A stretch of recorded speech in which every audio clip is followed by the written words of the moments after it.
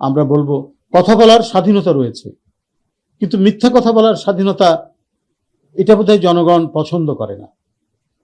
যা সত্য, যা ন্যায় এবং যে সমালোচনা, ন্যায়সঙ্গত সমালোচনা,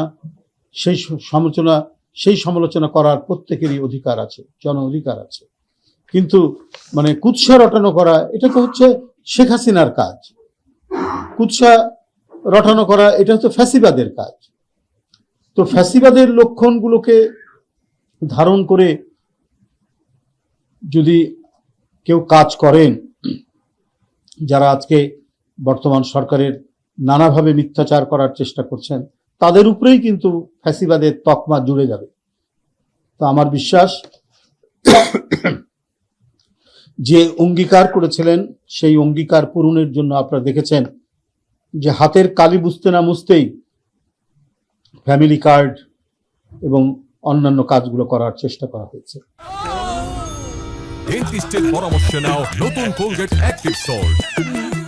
খাল খনন, যেগুলো তিনি আগেই অঙ্গীকার করেছেন, সেই কাজগুলো তিনি শুরু করেছেন।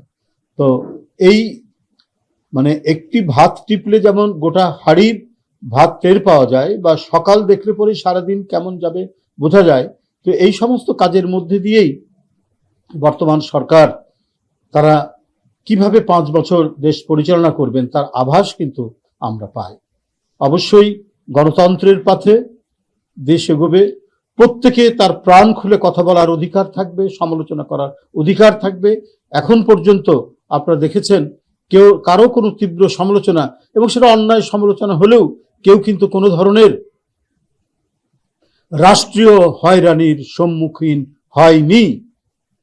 তো সুতরাং এখানেই বোঝা যায় এই গণতন্ত্রের জন্যই লড়াই হয়েছে 17 বছর দেশনেত্রী বেগম খালেদা জিয়ার নেতৃত্বে, তারেক রহমানের নেতৃত্বে, এবং এই গণতন্ত্রই ফিরিয়ে দিয়েছিলেন শহীদ রাষ্ট্রপতি জিয়াউর রহমান 7ই নভেম্বরের ঐতিহাসিক সিপাহী বিপ্লবের মধ্যে দিয়ে।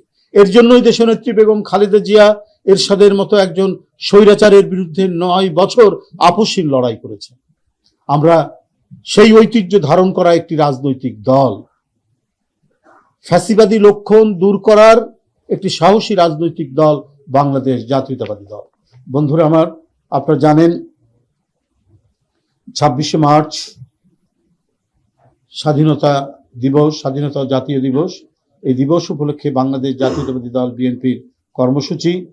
বন্ধুরা, মহান স্বাধীনতা ও জাতীয় দিবস উপলক্ষে 26শে মার্চ রোববার ভোর 6টায় নয়াপল্টনস্থ বিএনপির কেন্দ্রীয় কার্যালয় সহ দেশব্যাপী সকল দলীয় কার্যালয়ে জাতীয় ও দলীয় পতাকা উত্তোলন করা হবে।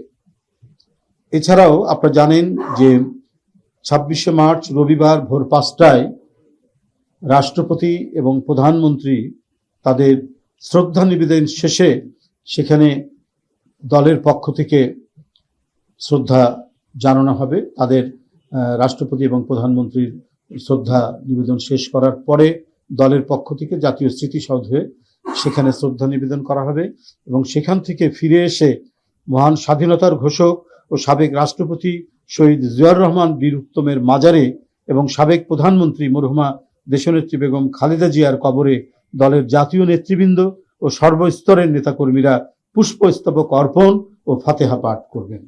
ওই দিনই ওই সময় মাজার প্রাঙ্গণে জাতীয়তাবাদী ওলামা দলের উদ্যোগে দোয়া মাহফিল অনুষ্ঠিত হবে। আগামী 25শে মার্চ 2026 বুধবার বেলা 2:30টায় মহান স্বাধীনতা দিবস উপলক্ষে রমনাস্থ ইঞ্জিনিয়ার্স ইনস্টিটিউশন মিলনায়তনে বিএনপির উদ্যোগে আলোচনা সভা অনুষ্ঠিত হবে। বিএনপির জাতীয় নেতৃবৃন্দ সহ দেশ বরেণ্য ব্যক্তিবর্গ আলোচনা সভায় বক্তব্য রাখবে।